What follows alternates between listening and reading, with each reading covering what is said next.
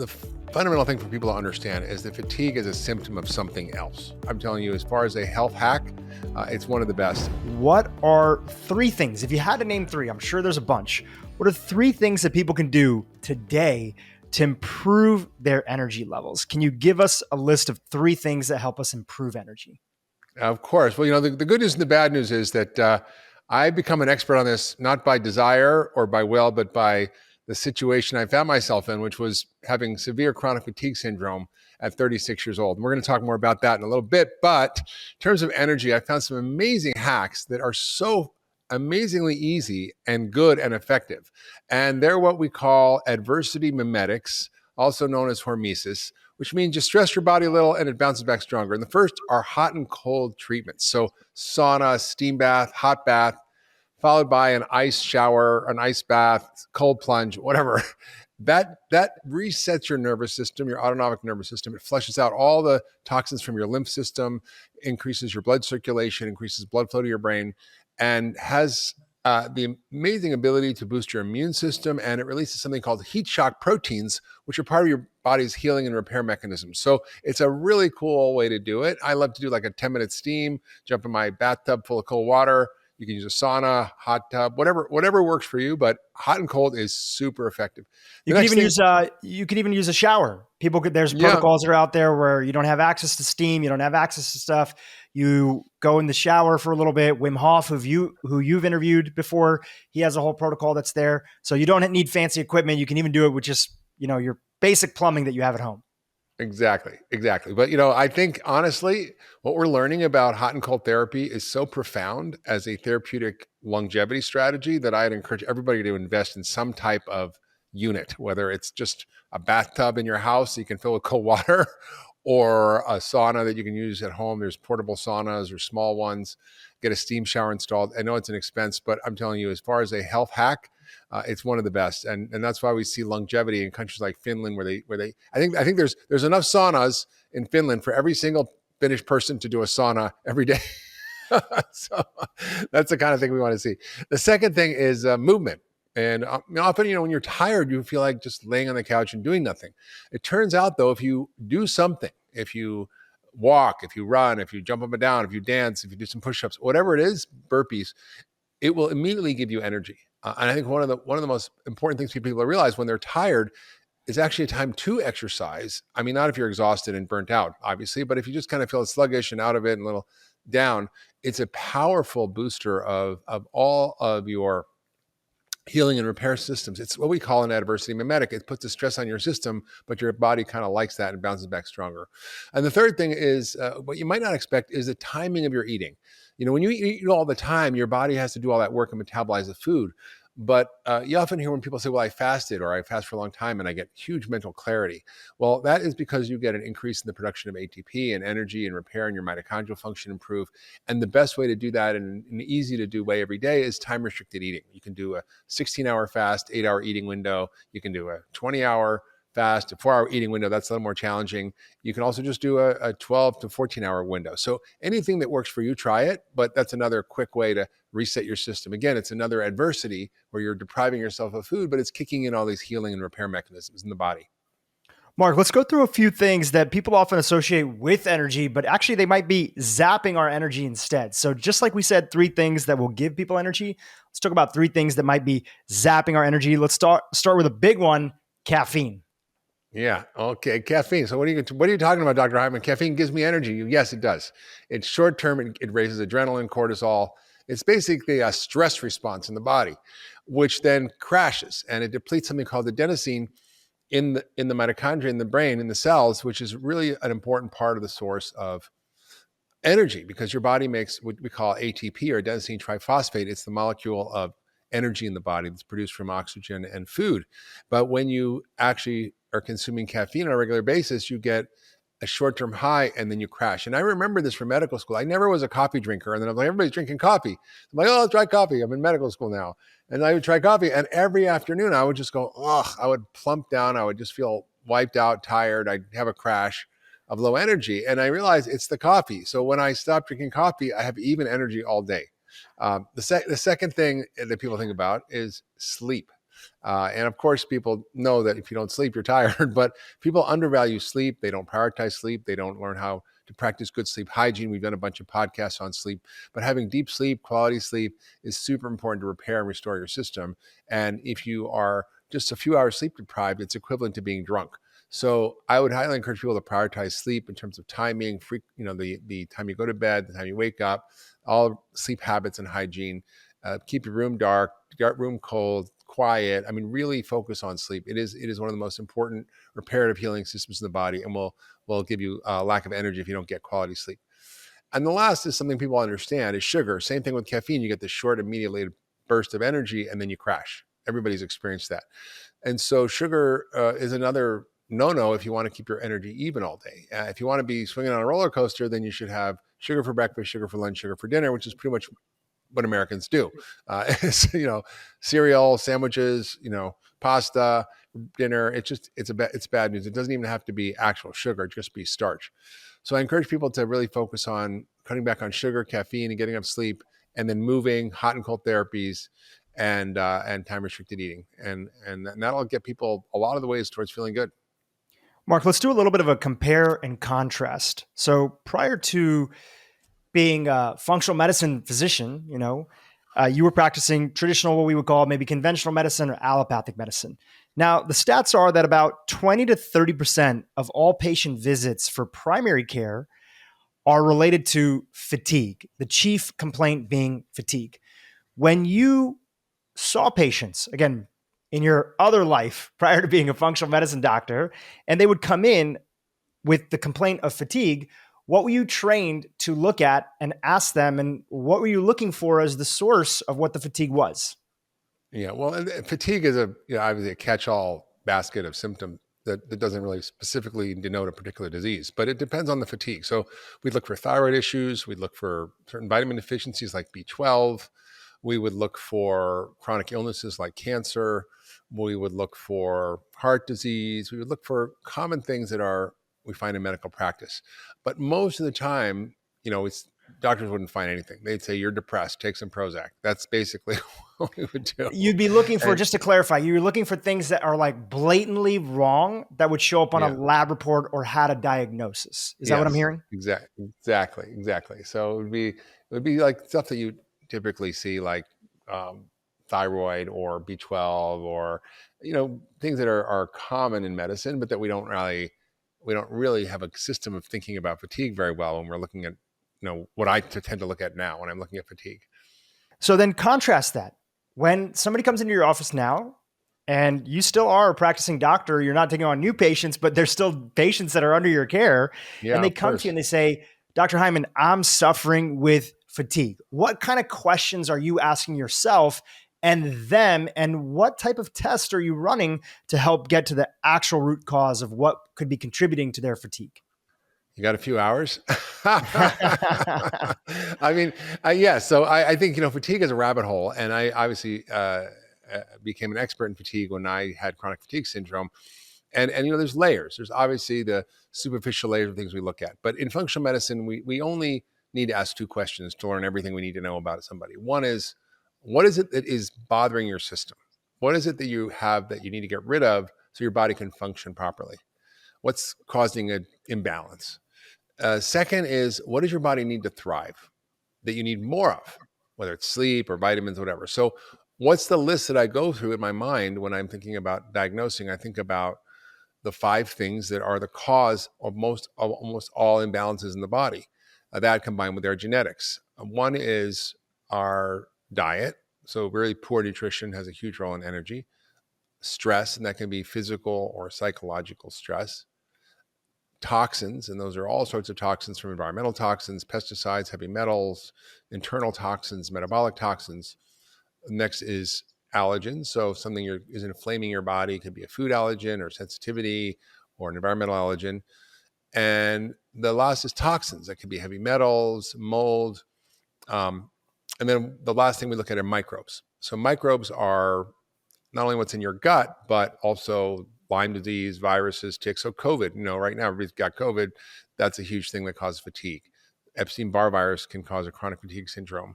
Chronic Lyme disease, tick infections, mold toxins, all these things we tend to look at very carefully. Of course, there's physical things like lack of sleep, which is I can put under the stress category. It's a physical stress, and that can also be caused by sleep apnea. So we look for all those things. We test for all those things based on a person's story.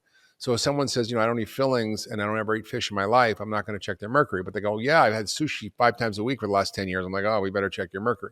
So I live in an endemic area for ticks, well, which is pretty much the whole world. I like check for ticks. So it's really about looking at their overall picture, their overall symptoms, looking for clues about what's really driving it. Is it their gut? Is it an infection? Is it mold? Is it hormonal imbalance? Is it some kind of stress? What's going on? So I really am very careful about drilling down into all those. And we'll look at diagnostic tests that can look at all that. We'll look at full nutritional evaluation, hormonal evaluation, gut evaluation, look for mold, look for toxins, and allergens and much more. And we'll see often what the cause is, and we'll be able to fix it.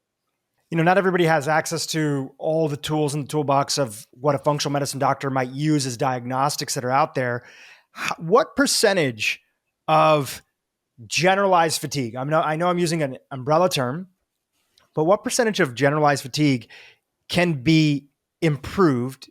And this is your estimate, right? Just asking you for your best estimate from simple things that people can do at home that they're in control over. A lot. Most people do not understand that all their habits and their lifestyle drive their energy and how they feel. And so I basically teach people through an experiment on them, right? So try this for 10 days, 2 weeks, see how you feel. So you take out the bad stuff, you put in the good stuff. That's actually all functional medicine's about. So what's the bad stuff? Processed food, junk, lack of sleep, excess stress, lack of movement. I pick all those things out, and I take out caffeine, alcohol, sugar, and make sure people are really eating a clean diet, which is super important, a vegan diet, let's say. Sometimes even like the 10-day detox, which is more of an elimination diet to get rid of all the inflammatory foods and add in all the good foods and so forth. So that's the first step.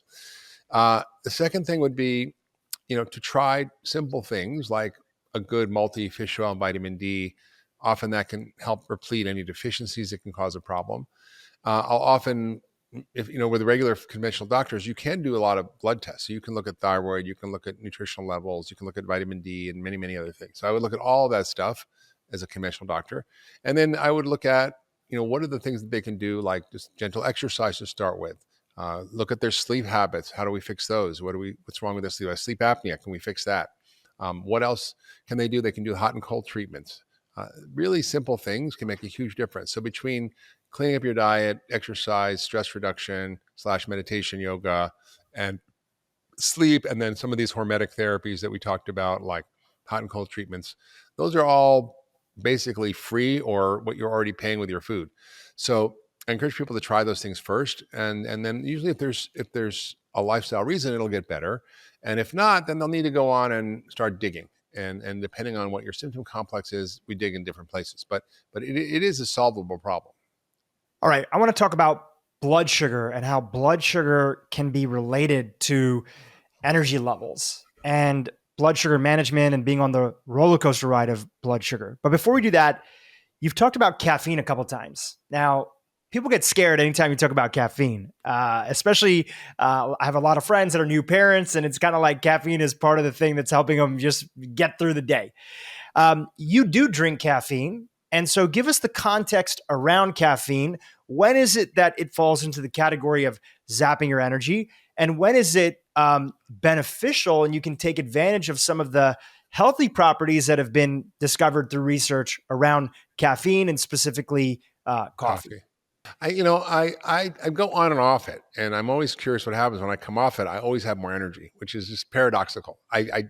I obviously don't get the kick in the morning. And recently I went off coffee for a couple of months, and my alternative was to wake up and go in an ice cold shower. And I can tell you that'll wake you right up. Or I would in a cold dip. They had a cold dip where I was over the holidays.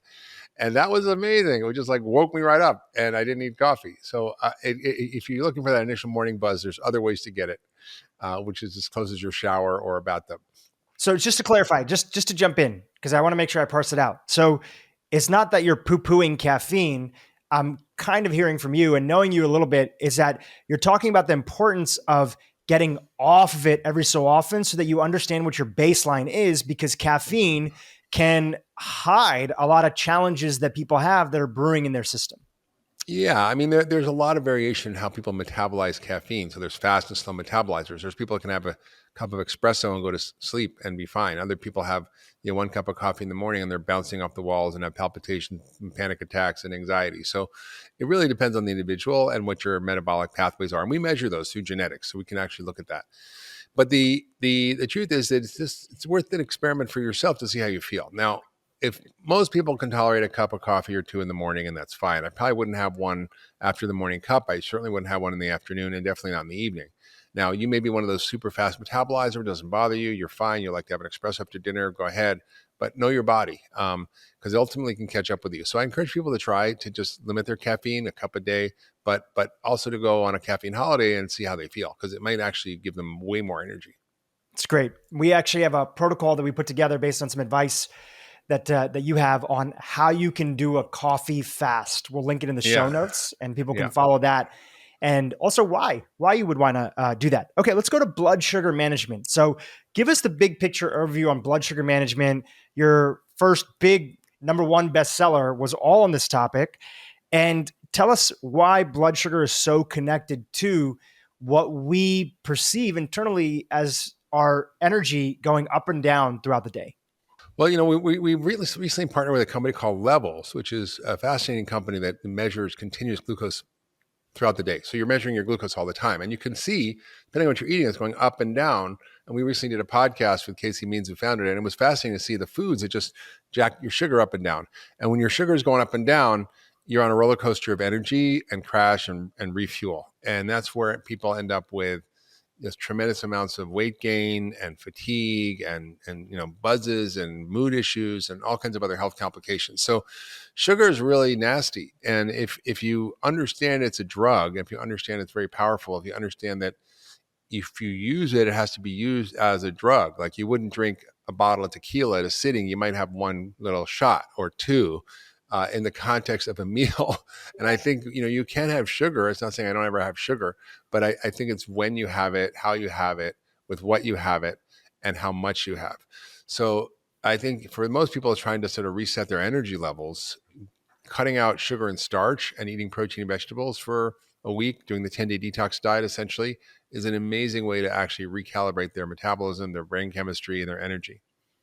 Yeah, and we have a podcast, and you've done one as well. I've done one where we actually talk about like the top 10 most popular foods that will spike your blood sugar and put you on this roller coaster that you have a super high, and then you end up having a crash afterwards. And for a lot of people who go through the standard 3 p.m., 2 p.m., 4 p.m.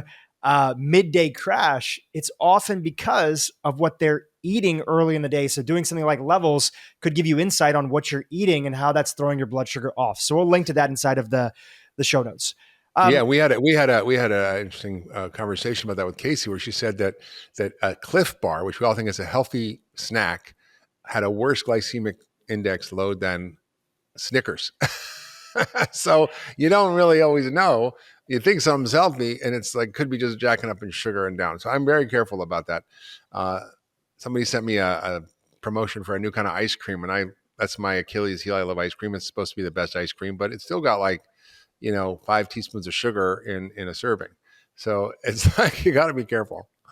Right. And a lot of this is not, you don't ever have those foods ever. It's about being smart about it, making sure that it's not part of your regular baseline. That's what sets us up for chronic disease. And more importantly, how to eat and exercise and move and sleep in a way that allows you to enjoy certain things. For instance, in your podcast with Casey Mark, I remember you guys talking about how eating a little bit of fat, fiber, and protein, for example, like instead of eating berries on an empty stomach, right? Fruit has so many amazing phytonutrients and other properties and polyphenols inside of it. But if you eat a ton of fruit on an empty stomach, that'll do one thing to your blood sugar versus if you have it at the end of a meal where you had a lot of healthy fat, fiber, and protein that was there. Yeah. It's called the glycemic load. It's basically, what the total composition of your meal will do to your blood sugar. So if you add in fat and protein, if you add in fat and protein and fiber it basically acts like a sponge and slows the absorption of the sugar. So you don't get the spikes, then you don't get the insulin surges, which then means you don't get the blood sugar crashes. And so it all evens out. So, as a functional medicine doctor, you also know that not everything is what we eat and movement and sleep, although that's a huge part of it. There's other aspects, which is, call it like emotional debt, things that we have on our mind, stuff that's unresolved that we're just kind of kicking the can down the road. How have you seen that that can zap people's energy, both in your own life, your personal life, but also conversations with your patients who are struggling with fatigue? Yeah, I mean, often it's. I remember this one patient. She was early 50s, still living with her mother, who was incredibly critical of her. Still, and the mother was like in her 80s or something, and she was struggling with her weight and metabolism and her health and energy. And I said, "Listen, you need a motherectomy. Like, you need to move out." And I think sometimes the stress that people are under just causes huge amounts of changes in their brain chemistry and their metabolism, and leads to a lot of fatigue. I mean, depression, one of the key symptoms of depression is fatigue. So I think it's really important for people to look at their lives and go, where are things not right?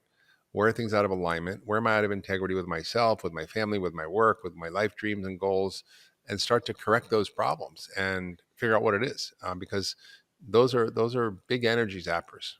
Is there something that you notice in your body, whether it's shortness of breath or a little pit in your stomach or tightness in your neck? You know, everybody has something that's usually an indication that there's something weighing on me emotionally, even if I'm not fully present to what it is. And I got to do a little bit of an inventory to see, like, man, why do I feel so run down right now? Yeah. Yeah, I think there is a different processes. Journaling is a great way every morning for people to journal. I think focusing on things like gratitude is a huge way to sort of reset your framework and your mindset. Our beliefs and our attitudes and our perceptions really determine our quality of life. And so if we're kind of in a negative loop, it's really important to figure out how to get out of that. And there's a lot of ways to do that, through therapy, through self practices that people can do, through meditation. But it's really looking to become a master of your mind, because if you're not a master of your mind's running you, you're not running your life. And I think, Drew, you really are very good at this. You're one of the people I know who's best at this, at really looking at how do you have integrity in your thoughts, your feelings, and your actions, because that's how life works. You get a thought, it creates a feeling, leads to an action. And if you don't straighten out your thoughts, your feelings and actions are going to be messy, and they're going to lead to all kinds of problems, including disease and fatigue and many other issues. Okay, so what does Mark Hyman do? What does Dr. Mark Hyman do when he feels a little stuck, a little bit in the rut?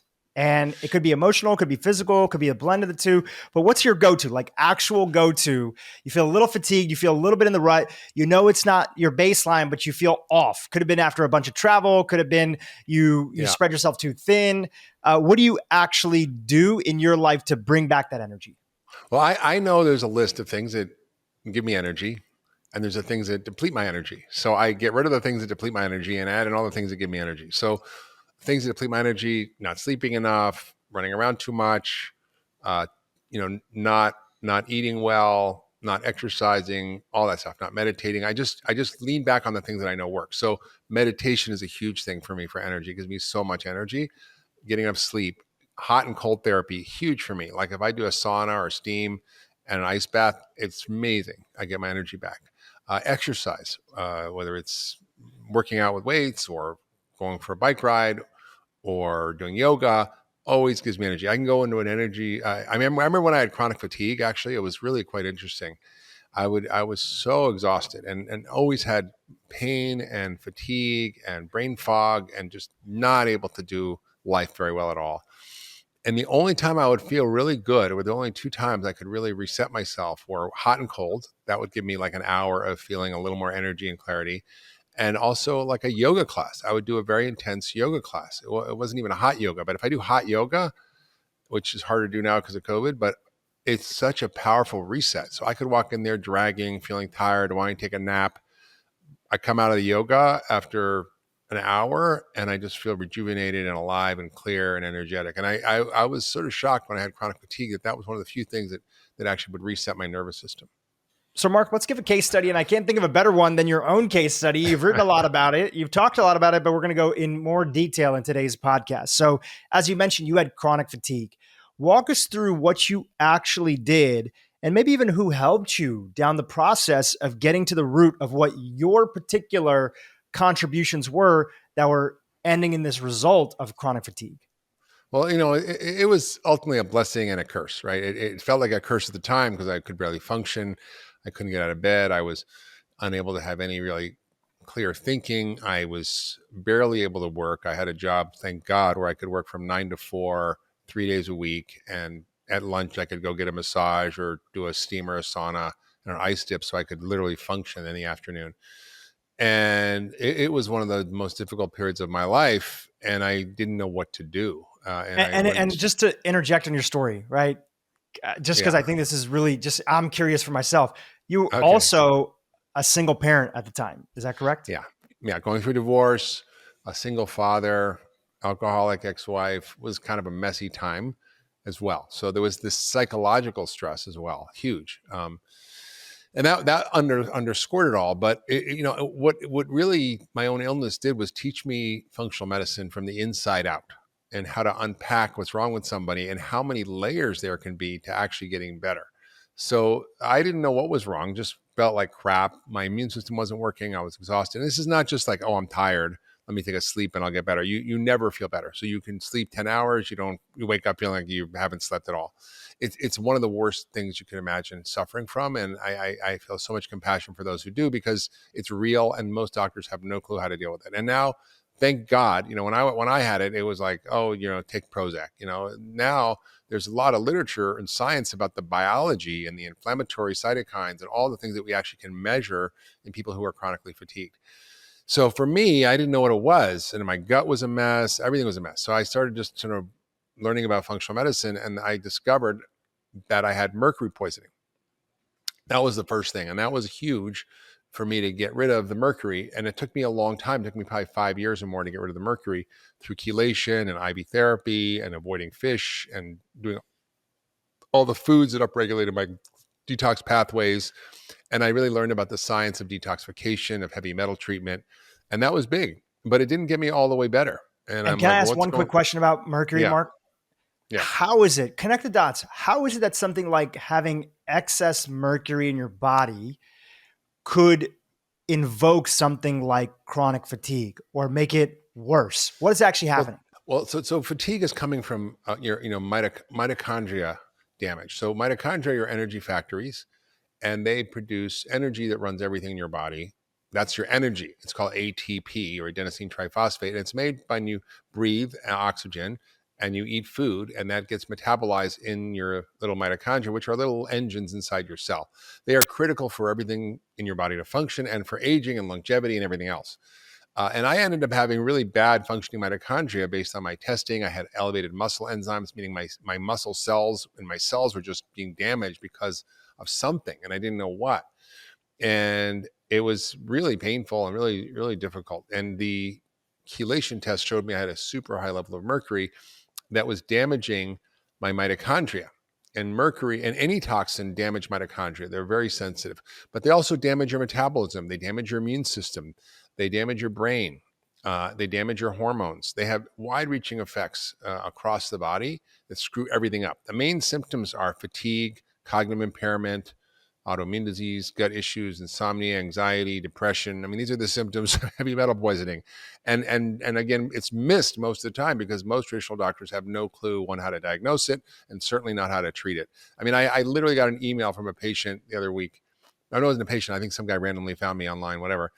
And he's like, Dr. Hyman, I know you've had mercury issues. I went to my doctor. I heard your stuff, and I've been eating sushi like 3 times a week for like a bazillion years. And I know it's probably affecting me, and I have all these symptoms. I went to my doctor, and they're like, oh, not worth testing. Nothing you're going to do about it. Just stop eating fish. And that was the end of the story. And I'm like, oh my goodness, that is just such a sad thing, because he has all this mercury stored in his body. You need to get it out. So that's really important. And functional medicine is really good at helping design a safe way to remove heavy metals and other toxins from your system. So toxins is number one. But then I wasn't all the way better. And then I realized, it is just kind of stupid and kind of shows how doctors are the worst patients. But I was like, oh, I'm going to check. I'm feeling a little tired. Let me check my Lyme test. And I live up in the woods in the Northeast, and there's a lot of Lyme, and I checked Lyme and all these co-infections and ticks. And then I know, so busy working and running around saving the world and being Dr. Hyman, I forgot to look at my result because did my own test. And I opened it up, and one day I was like, what happened to that test? And I was like, oh no, because I had a PCR positive Lyme, which means not like, oh, I might have Lyme or it's maybe Lyme. It's like actively replicating in my blood, which is not good. And I also had Babesia. And so then I went down that whole rabbit hole of treating my own tick infections, which was very challenging. And, you have to use antibiotics and herbs and this and that. And it was still really hard. And then I found out a number of years later that I lived in a moldy house. I lived in a 1825 post office that was converted to a house in a small New England town. And the basement was just full of mold. And I knew it, but I didn't like, at the time, I didn't really know that much about mold and didn't connect the dots.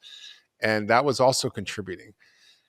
And so I literally have had to deal with all these things. Normally it's like, oh yeah, you eat bad and you don't exercise and you're stressed. Well, I had all that down. It was all the stuff that, happened in my environment, like toxins and mold and ticks and infections. And so for me, it's been a multi-decade long process of unraveling the root causes of my own dysfunction.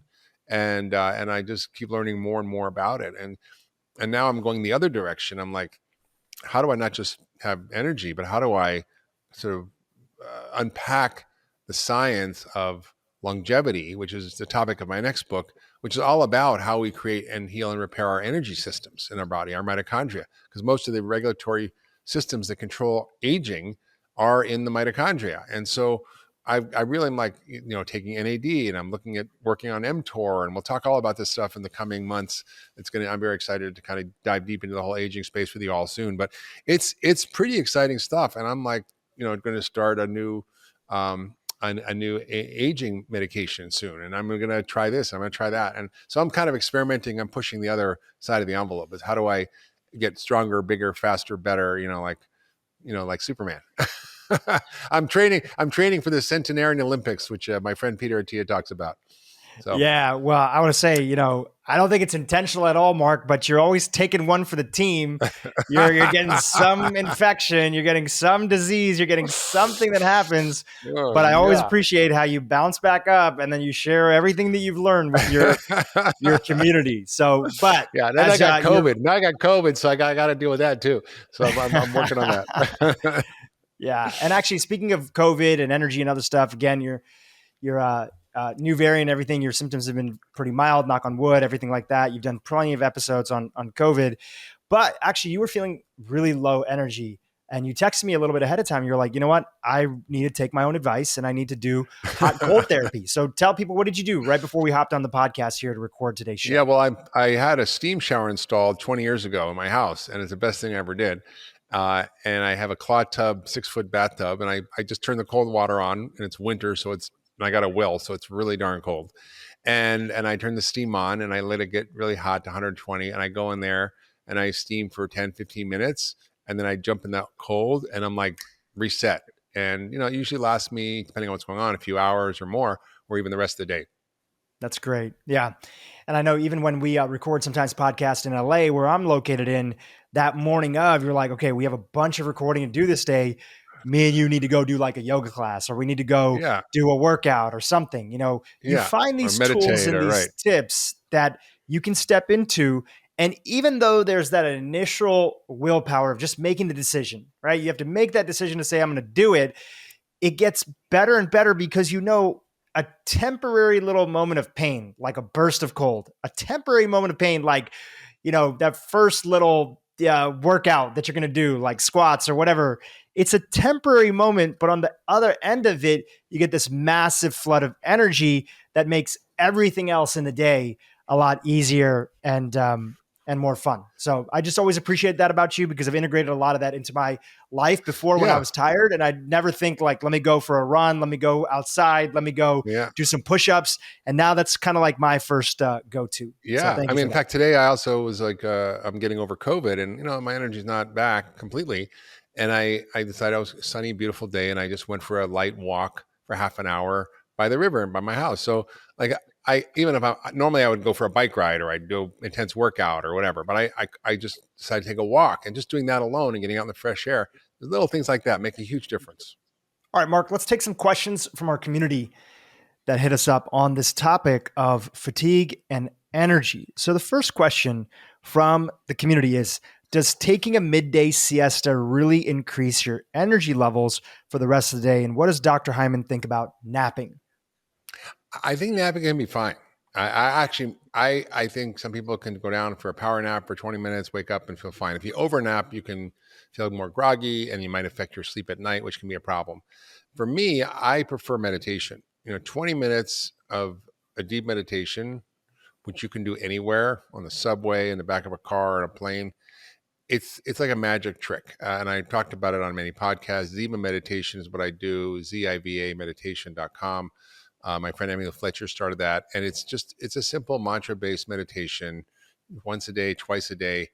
It's really remarkable. I literally could be, on a plane, tired, not able to actually even read a book or an article. And I just close my eyes, I meditate. 20 minutes later, I wake up and I'm like, oh, wow, I feel like I got a brainwash, and I literally got all the cobwebs out and sharp and alert and focused. So that's fine. I think whatever works for you, but sometimes it's hard to take a nap. Meditation you can take with you anywhere. And then bring to your office. You can do it anywhere, really. You don't want to do it while you're driving, but other than that, you can pretty much do it anywhere. Yeah, and one of the best parts about meditation is that if you end up falling asleep, this is a little hack. A lot of people actually are bad nappers. They feel like their mind is very active. They can't fall asleep, but they're overtired. And Yeah. when you practice meditation, if you end up falling asleep, that's okay. They say that's actually one of the best ways, it's almost like a sign of respect to the meditation because you actually need sleep more than you needed the meditation, but the meditation Yeah. was able to ease you into Yeah. that sleep. I get that a lot. It's called napitating. I often can't nap if I lay down, but if I call it, I lay down, I'm like, well, where am I? And I'm like, I think I didn't fall over. Was I asleep or was I just in nirvana? I don't really know, but Yeah, it's like at the end of a yoga class, falling asleep in shavasana. It actually feels very restful. It's a very restful yeah, sleep to end up having. Okay, yeah, this is one that's interesting, especially with your history around lipids and you talking about that category. There's a question on MCT oil, and can MCT oil be something that people can include in their daily routine that could help them with energy levels? Thoughts on that? absolutely, absolutely. So, how do your body produce energy? It's like a Toyota Prius, electric and gas. It's basically a hybrid. You can run on carbs, you can run on fat, and carbs are more of a dirty fuel. They're like the gas, and the fat is like the electric fuel, and the battery. And the amazing thing about MCT oil is that it's absorbed not through the typical fat absorption system in the body, but it's basically goes directly into your system and is the preferred fuel for your mitochondria. And your mitochondria love it. And I'll use it, for example, I'm going for like a long bike ride and I want to make sure I have enough fuel, but I don't want to eat all those sugary, gummy, gooey things that people have. I just load up on a couple of tablespoons of MCT oil. I'm like the Energizer Bunny, can go for 50 miles. It's really an incredibly clean burning fuel. It also improves cognitive function, focus, attention. So I encourage people to use it. The only downside is there are a subset of people, and I think I'm one of them, where if I do too much, it causes my cholesterol to go wacky because we're what we call lean mass hyperresponders, meaning we have a lot of lean body mass, not a lot of fat. And for some reason, there's some genetic variation that causes certain people like me to have abnormal cholesterol. But for most people, it's fine. It actually can help raise HDL and improves particle size, especially if you're overweight and if you're insulin resistant, it's great, which is about 88% of the American population that's metabolically unhealthy. So for those people, mostly it's good. Yeah, I'm definitely one of those individuals. After learning through you, I went deep down the rabbit hole of lipids, particle size, and I found out that MCT oil and grass-fed beef for me, with my genetic history, background, lineage, was throwing off my lipids, and even my NMR test came back like completely wonky. My small, dense cholesterol was super high, even though my diet was cleaned up. I got off MCT oil, which I would put in my coffee every single day. I love the taste. It would make me feel great, right? I'd have a lot of energy from it. And my lipids are not fully back to normal. It's only been since basically last summer, but they've improved significantly. And almost back to what I consider to be the optimal numbers. But again, just goes back to what you're saying, that it's all about that personalization of finding the things that work for you. All right, next question from our community. What about natural sugars found in fruits and vegetables after juicing? Do you think that these natural sugars have the same effect on brain mitochondria as highly processed sugar, such as high fructose corn syrup or white flour? I'll often use a fruit juice to give me a burst of energy when I need it throughout the day. Thoughts on that? Eat the fruit, skip the juice. I mean, the truth is that when you take, 10 oranges and you squeeze them, or 10 apples and you squeeze them in one glass, you're getting a huge concentration of sugar, and not just any sugar. You're getting fructose. And fructose on its own, not in the wrapper of the fruit that it came in, is the worst thing for your body. It drives all sorts of changes in your liver, including high triglycerides, insulin resistance, inflammation. It's just nasty. So orange juice, can of Coke, flip of a coin. I would stay away from all juices. If you want to have a juice once in a while for fun or flavor, have a small amount, have it as part of a meal, not just on an empty stomach. Fine. That's okay. But it's like, just don't think fruit juice is a healthy snack or an energy boost. Terrible. Right. I think that's great advice. Skip the juice, have the fruit with the fiber. And can you explain that? Why is the fruit with the fiber going to be better? Aren't people end up going to get the same molecules? What is it about the fiber that relates to energy and just overall health? Yeah. So what really is key, we talked about it for years, but essentially it's the rate of rise of your blood sugar, or the rate of rise of fructose, because fructose will not raise your blood sugar, but the rate of rise is key. And when you have a spike from an quickly absorbed source, it's what creates the problem. Then you get spikes in insulin, you get all these downstream consequences. When you have fruit in the matrix of the whole fruit with fiber and all the other molecules in there, and in all the other phytochemicals, it creates a kind of a buffer so that you don't get the quickly absorbed problem. Better if you eat fruit to eat it with something. Like, for example, an apple is okay, but an apple with a tablespoon of peanut butter on it is way better, because it slows the absorption. And we're seeing this now with levels. So if you're, what's really fascinating, and we've known this in functional medicine for every years, but everybody's different. We call it biochemical individuality. So two people eat an apple, it's a different experience in their body once they eat it. And some people are creating huge spikes in insulin, others aren't. And even in the same food, you expect in people who are seemingly the same, they can have very different responses based on their microbiome, based on all sorts of things. So I encourage people to check out their blood sugar, even if you're not going to use a monitor for your whole life. Do it for a month or a few months and track what you're doing. See how it affects you. I was shocked to learn that, one of my friends gave me one of those, and I put it on my arm, and I was with one of my really best friends in Martha's Vineyard, and it was a summer, and he ordered this incredible feast from this local organic regenerative farm, and it was all super healthy food, but it was so much food, and it was so good. And I just ate and ate and ate. And we both ate a lot of food. I'm exercising around, like whatever, I can pig out one night. It was so good. And then we both got to bed that night and we checked our sugar, and it was like 150, 160. And we're like, are we diabetic? What's happening? And it's like, yeah, and even a big meal, even if it's a healthy food, will cause a problem. Right. And the good thing is that that's not how you eat on a regular basis. But No. if people do, then it's this, a CGM, a continuous glucose monitor. Patrick, we'll put the link up to Levels over here. You can sign up right now. It's in beta under Mark's link, which it'll be in the show notes too. We're big fans of the company. As Mark mentioned, we're both investors and partners with them, but they didn't pay us for that mention. So the good thing about that is that for people who do regularly have things, I have a friend, Mark, who is starting every morning with 2 oat milk lattes.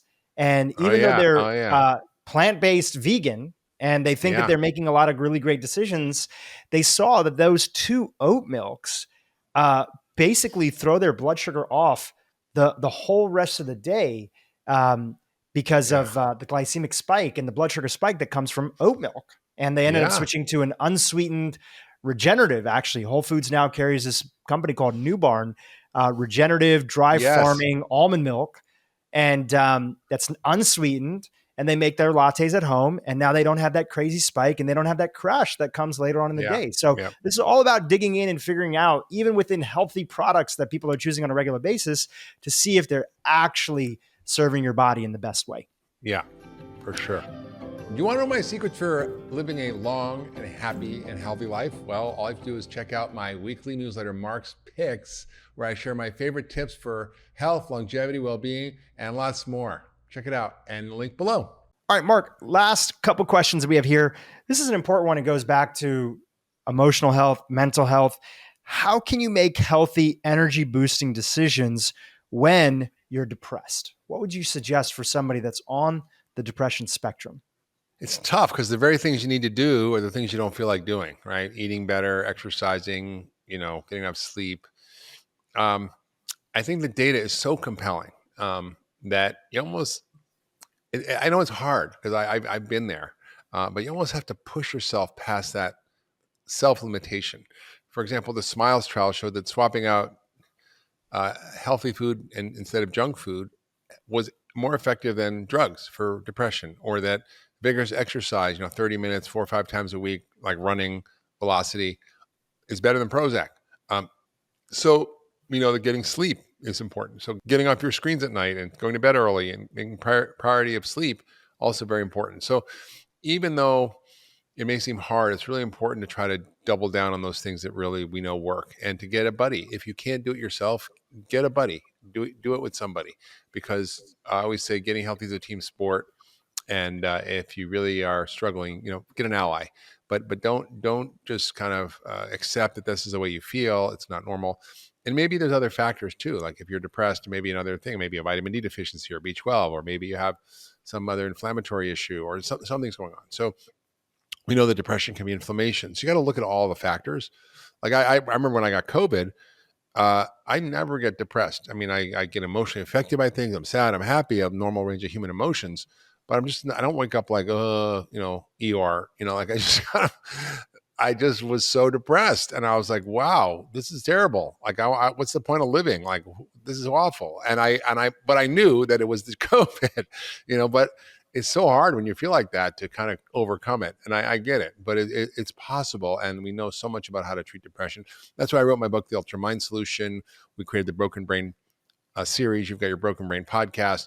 So I think there's a lot we can do to fix our brains. And sometimes we have to fix our brain before we can fix our health. And the way to fix our brain often is through the body first. So the body is a great doorway to fix your mind and your brain. And that's what I think people don't often realize.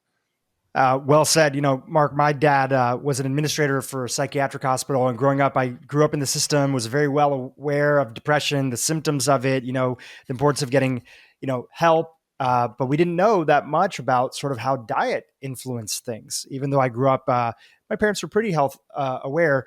And in college, I became a vegan on top of being a lifelong vegetarian. And then later on, when I learned about the world of functional medicine through you, I did a test that completely changed my life. And that was the Omega Quant test. And I looked at my ratio of healthy omega-3 fatty acids in my body and my ratio of omega-3 to 6, which is directly connected to feelings of depression amongst many other aspects. And I saw that I was so deficient in omega-3 fatty acids, which you get from a lot of really great quality, animal protein and fish in particular. Yeah. And when I fixed that, this regular sort of depressive episodes that I was never on medication, they had stopped for me. Now, that doesn't mean that it's going to happen for everybody else, but that test, which is like $100 and anybody could do it at home, you get a really great report that then you can discuss with your doctor, was a huge role in my experience, just connecting depression and energy levels back to diet.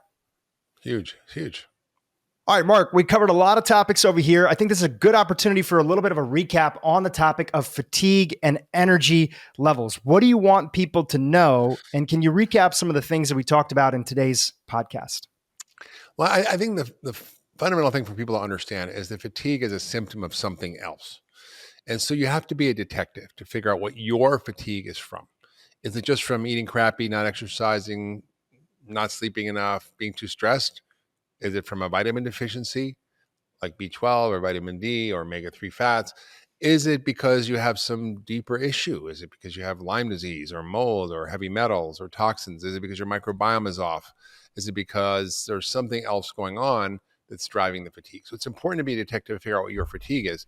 And then it's important, as the first step, to double down on those things we know make a huge difference. And it's nothing surprising here. It's a clean diet, it's exercise, it's getting enough sleep, it's things like meditation, yoga, getting on a good multi, fish oil, vitamin D. That alone will make a huge difference. Then try some of these other therapies like adversity mimetics, or we call hermetic therapies like the hot and cold therapy, or interval training, or all kinds of things we can do to actually help our bodies to reset and renew and repair. So we talked about time restricted eating. We talked about movement. We talked about hot and cold therapies. We talked about diet, and we talked about things to avoid, all the things which are energy suckers. Obviously, caffeine can be an energy sucker. Sugar is an energy sucker. Stress is an energy sucker. Lack of sleep, obviously, is an energy sucker. Poor diet's an energy sucker. So just get rid of those things. Take out the bad stuff, put in the good stuff. And most of the time, people will feel better. And if you don't, like me, if I didn't, because I did all those things, you got to start digging. And you need the help of a functional medicine doctor. Hey, YouTube, if you like this video, you're going to love the next one. But when you go to a traditional doctor with fatigue, what do? Yeah, right. They get a battery of tests. Maybe they'll do a quick physical exam, do some of the basic tests. And then a lot of times those basic tests look normal. I mean, that's what patients come to me all the time with. Yeah, my tests were normal. And they said, maybe you had some depression. Right. And I don't blame. So Prozac is the treatment for depression. I mean, right, for fatigue, right? Maybe you had a little depression. And it's not that they don't blame physicians for that. They're given a very short amount of time to deal with this very complex symptom. Often. Yeah, you're basically anemic. You have low thyroid. Yep. Or you are depressed, or maybe you have cancer that we have to look for. But right. There's a short list. And if those things don't pan out, there's not a lot to offer. Yeah, and they give you Ritalin, right? Or maybe they give you Provigil, right? Right. There's drugs, but they often don't work. So, I mean, I think what's great with functional medicine is we really, as I talked about, take that really detailed timeline and history and look to connect the dots. And we're wondering, okay, what's going on, of course, with that person's lifestyle? Of course, we're paying attention to sleep and diet and exercise and stress. But we're also thinking about all the different systems in the body and how they're influencing somebody's energy level. So everything from, is that person dealing with a chronic infection, right? So chronic infections we've got to think about and delve through. Like Lyme disease or a virus. Absolutely, right?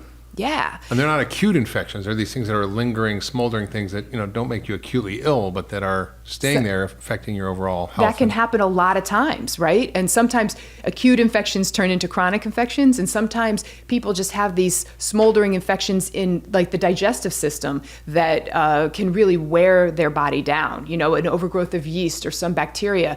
And the body's just chronically having to fight that, and it's exhausting. So your microbiome can make you tired if it's not healthy. If it's not healthy. We see that all the time. Yeah. Right? So, and then of course we're paying attention to the mitochondria, that's the powerhouse of those cells that take your food and turn it into ATP or energy. And so there can be many reasons why those organelles aren't working well. And so we're thinking about that. Toxins. Sugar. Yes. Infections, just genetic variations. And I think that's another thing that's really important that we pay attention to is does this person have some variations in their genetics that are influencing their energy and their requirement for certain nutrients. We of course pay attention to hormones, the thyroid hormone, the adrenal hormones, the female and male hormones. Yeah. We really are looking at all aspects of somebody's health. And that I think is really helpful to determine, okay, what is the cause for this individual person? Yeah, because fatigue doesn't really mean a whole lot other than I'm tired. And it could be caused by so many things. For me, it was Mercury. Yes. It was mold. And then it was my gut. And then, I think I've become an expert in fatigue because I had chronic fatigue syndrome, which is like the most extreme version of it, where you can barely drag yourself out of bed and barely function. You have brain fog. I mean, that's the extreme version of it.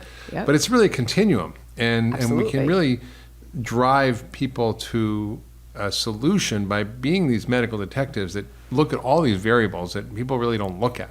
It's so important to ask those questions, right? Of how long has this been going on? Did it just start? Has it been your lifelong? Have you been your whole life been a little more tired than other people that if you're always feeling a little tired, or is it some acute change that happened? When did it happen?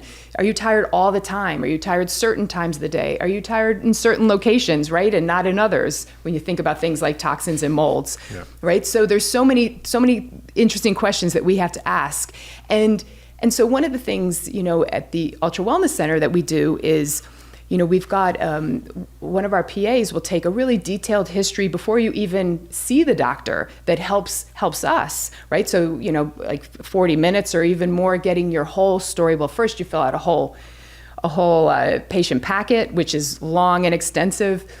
Then the PA gets a long history from you, and then we get a lot of time with you as well. And all of that really helps to put together your individual story, which is really what's helpful at figuring out for you. You see the whole patterns, right? You see all these patterns, you connect the dots, you see how things are linked up, and then you can decide to dive into different areas of testing, right? You say, well, I had a tick bite when I was, 5 years ago, and I've never been right since. Or, like I love tuna fish, and I live on Martha's Vineyard, and I eat swordfish every other week, and you go, well, maybe it's Mercury, or you ask other questions related to their, for example, hormones. That, well, how's your libido and sex life, and if you're a guy, your testosterone goes down. That could be it, or maybe your thyroid is not working, or maybe we look at your nutritional status, because vitamin D can cause fatigue if you're low in vitamin D.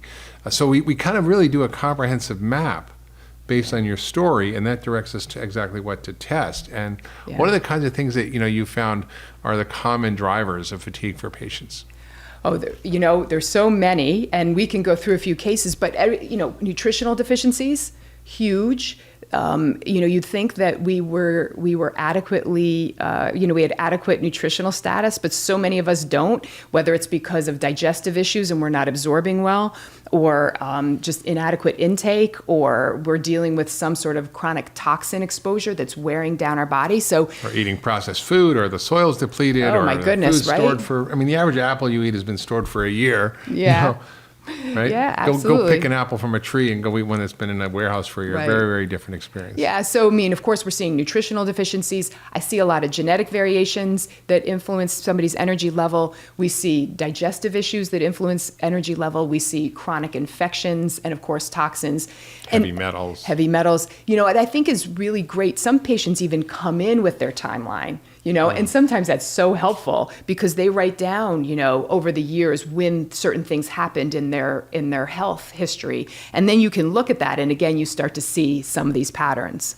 Yeah. And so when I, remember when I had chronic fatigue, I, went to doctor after doctor after doctor, and they're like, well, there's nothing wrong, or your tests are normal, or this is a little off, or that's a little off, but nothing really. And, take some Prozac, here's something for sleep. Right. And it's so frustrating as a patient to go through this litany of doctors and not really getting an answer. And, and I think that fatigue you don't often treat directly because, you can take Provigil, which will sort of make you more awake, or you can take Ritalin or Adderall, which is like a, stimulant to help you have more energy. But those are sort of like beating a dead horse. You have to figure out what's really going on. Yeah. And I think, when I first sort of discovered what happened with me was the mercury was the thing that was driving it. And it created a whole cascade of problems. So it affected my gut. It affected my immune system. So I was chronically inflamed. I started developing all these rashes and all these sores, and all these things around my eyes would look like a raccoon if I ate certain foods. I'd get bloating. And I also developed, real cognitive issues and real trouble thinking and focusing and fatigue, and I realized that these insults that happen, affect all these different systems in your body. So when you're diagnosing someone with fatigue, it's all the other symptoms and all the other pieces that give you the clues about what's really going on for this person. Right. So it's not like one treatment for fatigue. There's dozens and dozens depending on what you find with that story. Right, and that mercury for you just depleted your glutathione stores, and that then influenced all these other aspects of your health. Yeah. Right? Poisoned my mitochondria. Yeah, right. And, it turned out I had a gene that affects my muscle enzymes, my energy cycle and my mitochondria. Yep. And it leads to have an easier ability to be damaged by it, which is why I had this elevated thing called CPK, which is a muscle enzyme. And it was this abnormal test, but it wasn't really so severe that it was a disease, but it wasn't normal. Right. And they're like, well, I don't know what's wrong. But we can figure that out using the roadmap of functional medicine. I think it's so interesting how some people just need more support than others in certain areas. And, we talked about this on another podcast about supplements. And I think that's what the key is when you figure out for that individual person where they need that extra support in a personalized way, it makes all the difference in the world. Yeah. Right? I remember I was giving a lecture at Canyon Ranch one year, and I'm like, this guy's like, I'm always tired. I don't know what to do. I said, how many hours you sleep? He's like, 6. I'm like, sleep 8. That'll be $500, please. Sometimes it's just that simple, right? I'm like, sleep. So quality of sleep also matters. Sleep apnea is another cause. It's often very undiagnosed in patients. Often undiagnosed, and something we have to look for. We look for the signs of sleep apnea from somebody snoring, not remembering their dreams, their blood pressure being elevated, they're not having a hard time gaining weight, right? Because it causes the weight gain, it causes you to gain weight around your belly, signs of insulin resistance and metabolic syndrome, that high fasting insulin, the high waist to hip ratio, all those things make us think, okay, we got to think about sleep apnea. And then when we examine them, sometimes you can see clues on exam, and it's critical that we diagnose it and treat it, because it makes a huge difference in not only how somebody feels, but their risk for all sorts of diseases, right? From diabetes to heart disease to, sudden death for that matter. Yeah. If you love that last video, you're going to love the next one. Check it out here. There's a whole class of advances around how do we activate the body's own immune system for cancer. And checkpoint inhibitors are these new class of drugs that are basically called immunotherapy that can have